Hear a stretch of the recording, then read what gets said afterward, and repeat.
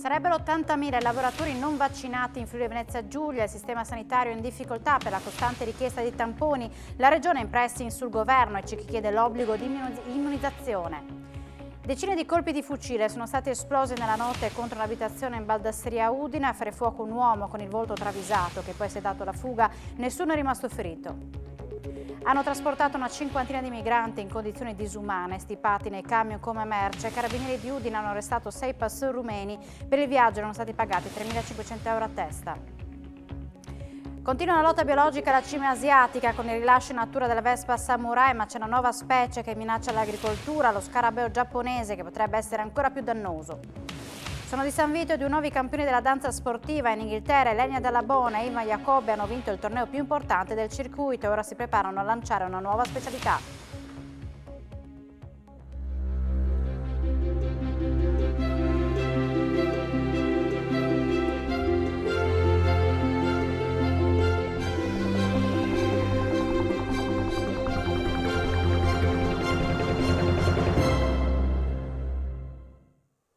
Buonasera e ben ritrovati a un nuovo appuntamento con l'informazione di Telefriuli. Sarebbero 80.000 i lavoratori non vaccinati in Friuli Venezia Giulia e la costante richiesta di tamponi in vista del 15 ottobre preoccupa la Regione, che pur approvando l'obbligatorietà del Green Pass per i lavoratori sta correndo ai ripari, coinvolgendo le strutture sanitarie convenzionate e premendo sul governo per estendere la validità del test o attuare soluzioni di autodiagnosi più veloci. Il 15 ottobre, con esso l'obbligo di Green Pass per andare al lavoro, si avvicina, una data osservata con attenzione dalla Regione alle prese con il fenomeno della corsa al tampone da gestire. Sappiamo della pressione che c'è sulle nostre strutture farmaceutiche, abbiamo autorizzato e chiesto anche il coinvolgimento di tutte le strutture accreditate private in maniera che anche loro possano fare questo lavoro. Vediamo quale sarà l'effetto di queste misure e cercheremo di capire anche come poter sostenere questo tipo di domanda che arriva. Il popolo di chi attende il tampone in Friuli Venezia Giulia resta alto e per allentare la pressione sono in corso di valutazione alcune soluzioni. Se in Italia si stimano 4-5 milioni di lavoratori non vaccinati, significa che se facciamo una proporzione, Friuli Venezia Giulia vale circa il 2%, noi qua siamo intorno agli 80, circa 80.000 persone, 70, 80. È chiaro che una pressione di 80.000 persone a 48 ore che diventano una domanda quotidiana di 40.000 tamponi, è chiaro che il sistema non è in grado di reggerlo. Ed è questa la ragione per la quale il Presidente Federica ha chiesto al Governo una riflessione su questo. Questo potrebbe, nel caso in cui l'evidenza scientifica supporti questo tipo di soluzione, un'estensione delle 48 ore o una procedura di autosomministrazione rapida che consentirebbe inevitabilmente non l'attesa della prova di laboratorio. Sono aspetti complessi che probabilmente sui quali bisognava metterci un po' più di attenzione rispetto ad una scelta che io continuo a ritenere una scelta giusta. Incontri oggi tra i sindacati della Regione con i prefetti di Udine e Trieste sul tema del Green Pass nel mondo del lavoro. Ma se il punto di partenza è lo stesso, cioè l'impossibilità per la sanità di garantire un adeguato numero di tamponi, le conclusioni sono diverse. I giuliani chiedono l'obbligo vaccinale e i friulani più tamponi calmierati. Vaccini obbligatori da una parte, più tamponi calmierati dall'altra. I sindacati del Friuli Venezia Giulia si dividono su come sanare la falla del sistema entro il 15 ottobre, data in cui il Green Pass diventerà obbligatorio sul posto di lavoro. Concordando sul fatto che non ci sono abbastanza tamponi per tutti i lavoratori, le sigle sindacali e le associazioni datoriali arrivano a conclusioni diverse.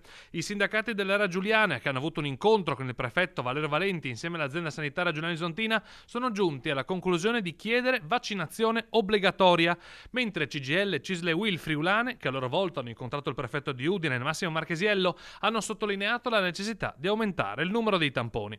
ma come il punto di partenza anche la conclusione è la stessa: garantire l'accesso al posto di lavoro a più persone possibili e quindi garantire nel più breve tempo possibile un alto numero di Green Pass. Il tavolo triestino ha alla fine condiviso la necessità di un rapido monitoraggio dell'effettiva consistenza della popolazione in età lavorativa che non è vaccinata, per individuare in tempi brevi un percorso che consenta di dare piena attuazione alle disposizioni normative senza conseguenze economiche negative per i lavoratori e per le aziende. I prefetti Marchesiello e Valenti hanno garantito che porteranno le istanze dei sindacati al governo. Clima di forte tensione all'interno del porto di Trieste. Il presidente Zeno D'Agostino ha annunciato la possibilità di dimissioni se non dovesse venire sospeso lo sciopero, richiesta però che non ha smosso i portuali. C'eravamo tanto amati, ora chissà. Il presidente dell'autorità portuale Zeno D'Agostino ha fatto trapelare l'intenzione di voler lasciare la presidenza dell'autorità portuale se i lavoratori non decidessero di ritirare lo sciopero di lunedì.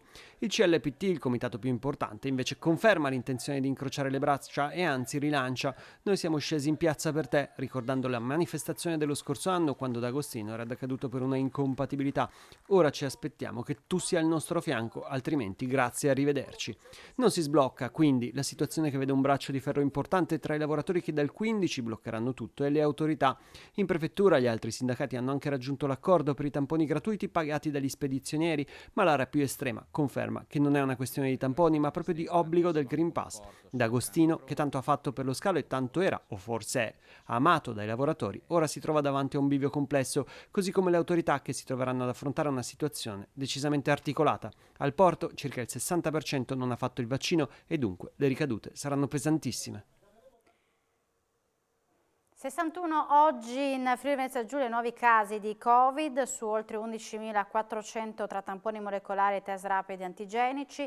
Si registra un decesso, un 78enne di Tolmezzo morto nella sua abitazione. 2 i contagi tra il personale dell'azienda sanitaria, stabili 9 i pazienti in terapia intensiva, 47 quelli accolti in altri reparti, 800 le persone in isolamento.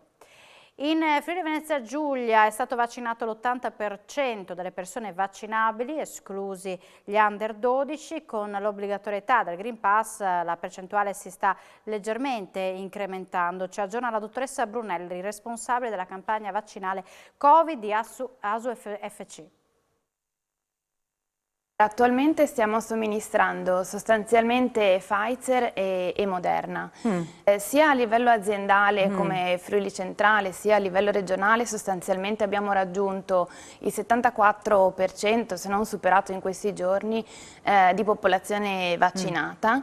Se andiamo a considerare però la popolazione vaccinabile, quindi coloro i quali hanno almeno 12 anni e quindi per i quali oggi abbiamo un vaccino disponibile, abbiamo superato l'80%. Abbiamo avuto un aumento delle prenotazioni, soprattutto legate ai primi annunci rispetto all'obbligo di Green Pass nei luoghi di lavoro e quindi nell'ultimo mese abbiamo avuto un po' di ripresa di attività. Questo soprattutto però è andato manifestandosi per quelle fasce d'età interessate per quanto riguarda il mondo del lavoro. Abbiamo nelle scorse settimane fornito una dose addizionale ai pazienti che sono in uno stato di immunocompromissione, per cui l'efficacia del vaccino è stata dimostrata a ridursi nel tempo, per cui, facendo un esempio, i pazienti trapiantati, i pazienti dializzati, tra questi sono stati già vaccinati nuovamente.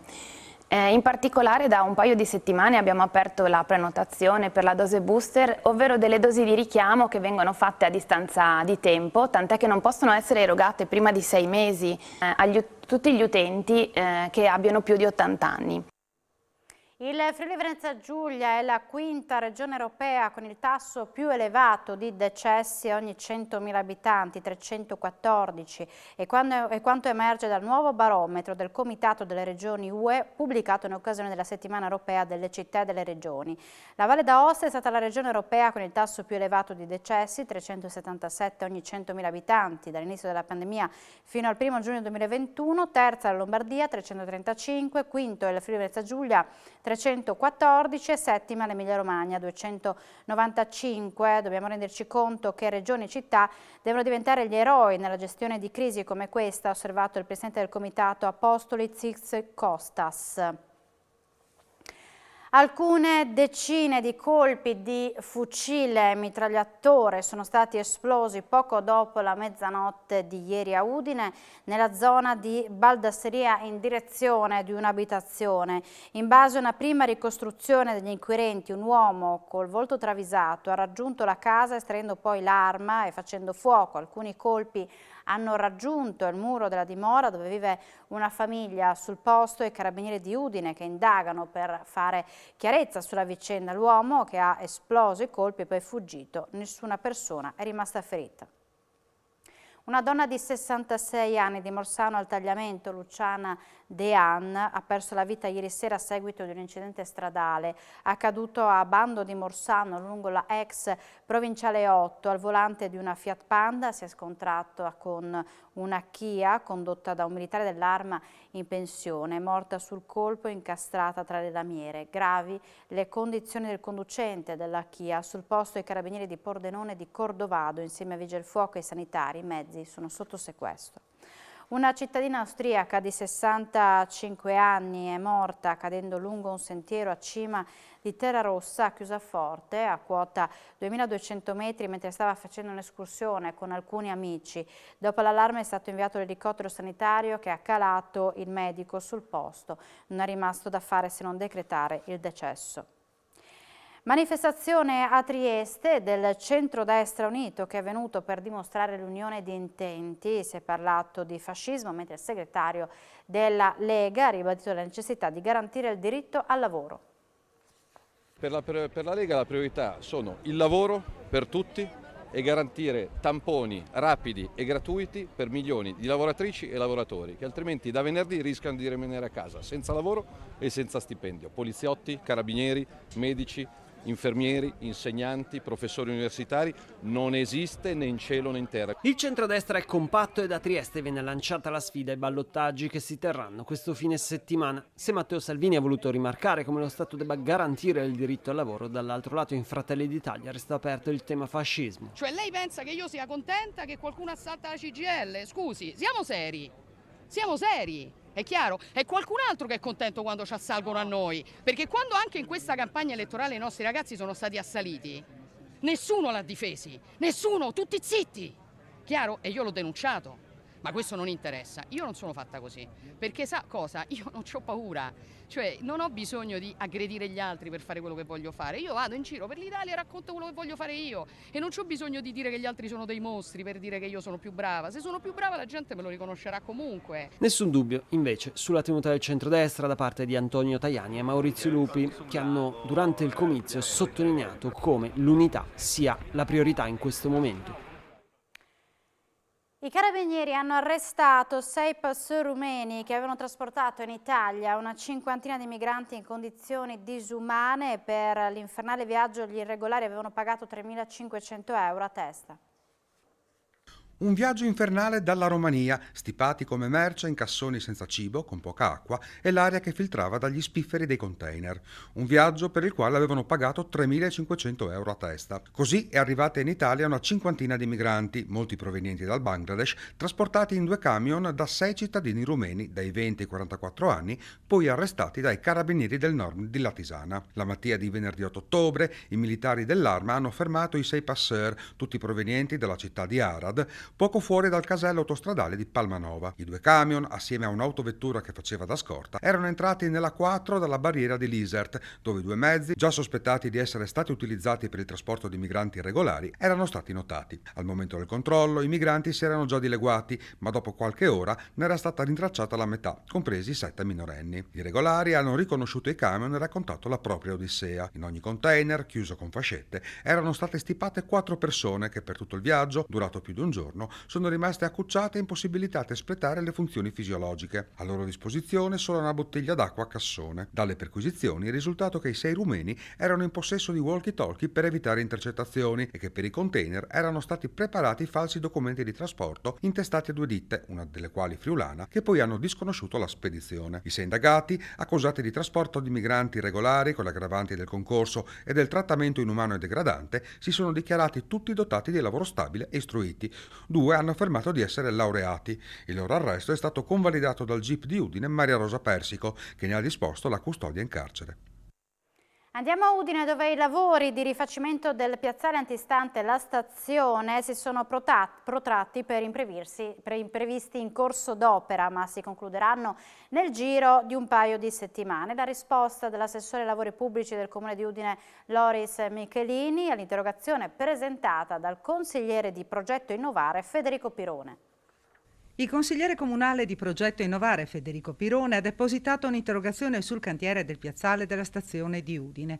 Pirone chiede come mai i lavori iniziati a maggio non si siano conclusi come annunciato dalla Giunta entro la fine dell'estate e comunque prima dell'avvio del nuovo anno scolastico. Nel mirino di Pirone sono anche gli attraversamenti pedonali alternativi a quelli soppressi che sono stati realizzati solo di recente. I lavori si sono prolungati oltre il limite indicato a causa di imprevisti, spiega il vice sindaco di Udine, Loris Michelini. Ci sono state delle interruzioni per quanto riguarda i sottoservizi, come spesso accade, specie in quella zona dove hanno trovato anche mezzo metro di calcestruzzo posizionato negli anni.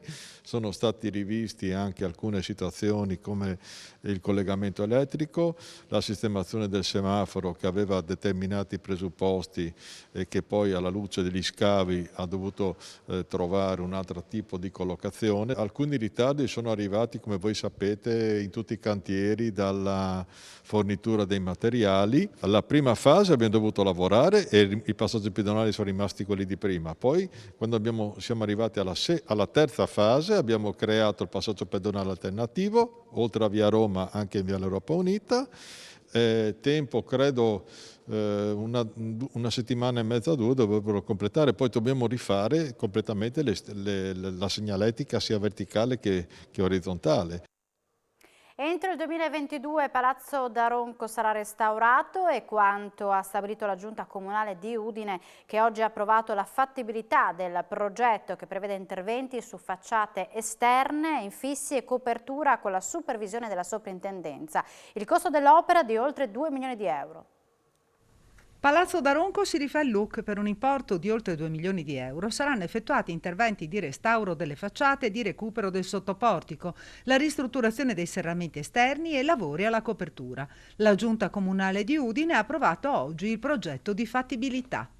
È un impegno per l'amministrazione, ma penso che sia una soddisfazione per i cittadini di Udine rivedere questo palazzo nel suo splendore, perché è un'opera veramente unica, voluta da questo grandissimo architetto con uno stile molto particolare del Liberty, e quindi noi abbiamo il dovere di preservare questo monumento e anche di fare quella manutenzione che è doverosa dopo quasi 100 anni di vita di questo palazzo comunale. Abbiamo già ottenuto dalla sovrintendenza grandi suggerimenti, grande attenzione, continueranno, perché questo monumento tutelato è un bene architettonico, storico, e quindi i lavori dovranno essere fatti seguendo le regole precise che la sovrintendenza prescrive. Adesso andremo al progetto definitivo e poi all'appalto, e io spero che con il prossimo anno inizieranno i lavori per terminare proprio nel 22, a quasi 100 anni dalla fine di quanto costruì l'architetto Daronco. I lavori li dobbiamo fare, se arrivano aiuti da parte dei privati ben vengano, in ogni caso l'amministrazione comunale ha le risorse per fare i lavori. 90.000 euro dall'INAIL del Friuli Venezia Giulia per progetti di prevenzione e sicurezza sui luoghi di lavoro. Nei primi 8 mesi di quest'anno sono aumentate del 31% le denunce di malattia professionale e del 18% gli infortuni sul lavoro. L'INAIL del Friuli Venezia Giulia ha pubblicato un avviso che mette a disposizione 90.000 euro per progetti di prevenzione in materia di salute e sicurezza sul lavoro, da realizzare in regime di compartecipazione con soggetti pubblici e privati del territorio. Il dato infortunistico nella nostra regione ha registrato oltre 15.677 denunce di infortunio sul lavoro e oltre 1.423 denunce di malattie professionali nel 2020. I primi 8 mesi del 2021, finita la fase acuta della pandemia, hanno fatto registrare in regione un significativo aumento del fenomeno, del 18,32% degli infortuni sul lavoro, da 8.531 a 10.094 le denunce, e del 31,74% delle denunce di malattia professionale, da 889 a 1171. Sono questi i numeri che richiamano la necessità di agire in prevenzione e migliorare la sicurezza dei luoghi del lavoro. Per questo INAIL vuole collaborare con le altre istituzioni, con enti, associazioni e parti sociali del territorio per un'azione comune basata su progetti condivisi, capaci di incidere sulla realtà produttiva regionale.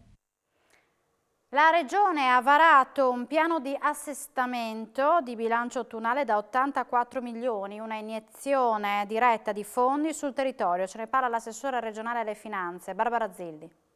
La manovra ha una dotazione finanziaria di 84 milioni di euro, di cui 54 per avanzo libero e 30 milioni derivanti da maggiori entrate per conguagli, IRPEF e imposte minori. Queste risorse sono destinate per la maggior parte alla risoluzione del problema dell'Ausa Corno, l'annosa questione relativa alla liquidazione coatta amministrativa, con una dotazione a fondo di 33 milioni di euro. 30 milioni di euro sono destinati al fabbisogno finanziario Covid e non solo per questa ulteriore parte dell'anno, e poi abbiamo destinato 20 milioni di euro per la programmazione europea tra piani integrativi regionali e piani di azione regionale, per cercare di tenere in equilibrio il più possibile le risorse regionali destinate appunto alla programmazione europea, in attesa che venga firmato il paternariato con lo Stato, e poi anche per integrare e quindi rendere complementari risorse per avviare al più presto investimenti aventi questa fonte. E poi ci sono 3 milioni di euro per dare garanzia al bonus benzina per questa ulteriore parte finale dell'anno, 1 milione di euro destinati al bando DIVA della cultura, ovvero sia un bando legato all'Interreg Italia-Slovenia che va a finanziare le imprese del nostro territorio regionale. 2 capi di dipartimento, medicina interne specialistiche e cure intensive, e 2 primari, assistenza farmacologica e cure palliative, sono stati nominati oggi dall'azienda sanitaria Friuli Occidentale. Si tratta di figure chiave in settori strategici per combattere la pandemia. Altri 4 tasselli sono stati collocati nei ruoli di vertice dell'azienda sanitaria Friuli Occidentale. Si tratta di 2 capi dipartimento, Maurizio Tonizzo e Thomas Pellis, che saranno rispettivamente alla guida di medicina interna e specialistica ed emergenza, anestesia e rianimazione. Per loro, già facenti funzione, come stabilito dal direttore generale Joseph Polimeni, si tratta di incarichi fiduciari triennali. Ci tengo a ringraziare tutti i collaboratori, dai direttori delle SOC che afferiscono al dipartimento, ai medici, infermieri e personale di supporto. Attualmente noi abbiamo dei posti letto subintensivi, quindi pazienti che ricevono un'assistenza ventilatoria non invasiva. Abbiamo fatto di nuovo rete con le altre terapie intensive della Regione per ridurre al minimo i disguidi per la popolazione. Quanto ai primari, Barbara Basso dirigerà la struttura complessa di assistenza farmaceutica e Maria Anna Conte quella di cure intermedie, palliative e hospice, che comprende anche la gestione delle RSA, per le quali sono ancora chiuse Pordenone e Sacile dopo i problemi legati alla cooperativa che le dovrà gestire. In questo momento posso affermare che non esiste lista d'attesa su Sacile e su Pordenone, perché stiamo monitorando con attenzione tutti i vari ricoveri. I pazienti che sono stati trasferiti da Sacile, le famiglie sono state avvisate, è stata spiegata la motivazione e abbiamo cercato di trasferirli nella maniera più umana possibile e tenendo presente anche i desideri dei familiari. Ai 4 nuovi nominati il vicegovernatore Riccardo Riccardi ha espresso apprezzamento, definendoli le colonne della nostra sanità, visto il loro impegno nella pandemia. Ed andiamo a Tarcento, dove da oggi è pronta la nuova giunta del rieletto sindaco Mauro Steccati. Pronto l'esecutivo del rieletto sindaco di Tarcento, Mauro Steccati. La riconferma è sempre una cosa molto più difficile che una prima volta e per noi è stata una grande soddisfazione. Ha pagato il lavoro che abbiamo fatto, il lavoro che abbiamo svolto, tenere i conti in ordine, fare oltre 10 milioni di investimento in 5 anni, non accendere mutui e ridurre il debito di oltre il 35%. La Giunta vede riconfermato il vice sindaco Luca Toso, l'assessore Donatella Prando e l'assessore Marco Falciglia, e vede invece 2 nuovi ingressi, l'assessore Beltrame Roberto e l'assessore Silvia Fina. Fratelli d'Italia è stato fondamentale, come tutti comunque, perché siamo stati tutti fondamentali, ma comunque è stato fondamentale con l'apporto dal punto di vista politico per riuscire a vincere queste elezioni. Posso anticipare che il Consiglio Comunale sarà convocato martedì prossimo alle ore 19 in Sala Margherita, perché Palazzo Frasipane è oggetto di lavori per l'abbattimento di barriere architettoniche e i lavori non sono ancora conclusi.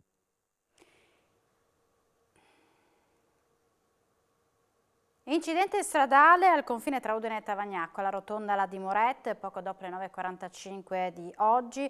Una persona in sella alla sua bicicletta proveniente da via Cividina è finita a terra dopo essere stata colpita da un'automobile mentre era diretta verso via Padova. Dopo l'allarme sul posto sono giunti gli agenti della polizia locale di Tavagnacco per rilievi e gestione del traffico. Furto nell'abitazione di un'anziana di Latisana.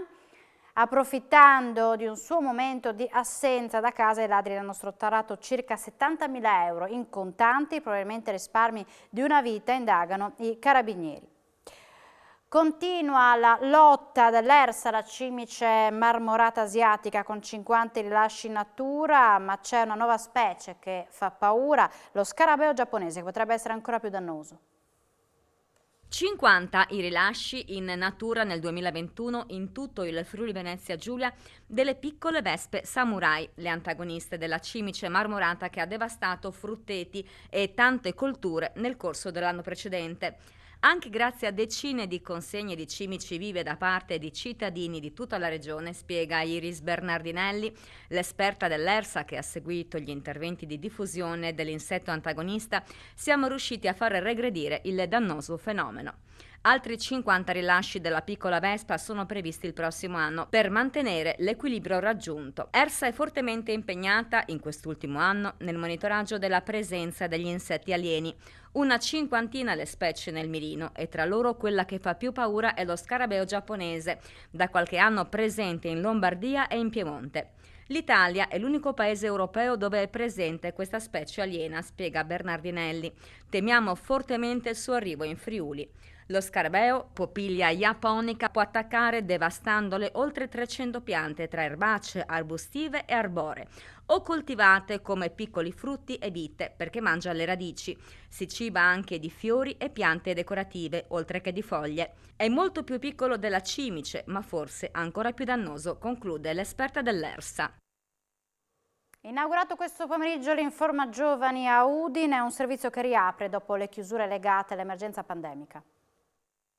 Dopo il periodo di isolamento forzato ha riaperto i battenti a Udine l'Informa Giovani e si propone con nuovi obiettivi: andare incontro alle situazioni di disagio e difficoltà che può vivere un giovane alla ricerca del lavoro, rispondere a esigenze di approfondimento, mettere in comune le proprie esperienze per trarne lo stimolo e guardare avanti. Il nostro obiettivo è dare a questa generazione un punto d'aiuto, un punto d'ascolto, una consulenza su tutti i servizi e anche l'avvicinamento al mondo del lavoro che può offrire la città. Questo luogo è stato chiuso per dei lavori che hanno interessato questo immobile.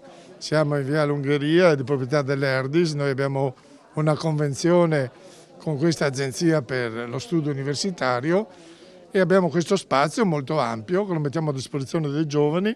C'è una cooperativa che lo gestisce.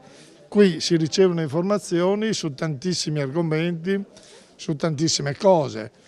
Si va dal ciclo di studi universitari a una possibilità di trovare un impiego, al tempo libero, quindi teatro, cinema, turismo, quindi tantissime cose che possono essere veicolate per animare qualche giornata, qualche prospettiva per i giovani che vivono nella nostra città e anche che frequentano Udine. Sono di San Vito e due nuovi campioni della danza sportiva, Ilenia Della Bona e Ivan Jacobi hanno vinto il torneo più importante del circuito e ora si preparano a lanciare una nuova specialità. Se ne parlerà a Sport FVG tra poco dopo la pubblicità. Grazie per l'attenzione e buona serata con i programmi di Telefriuli.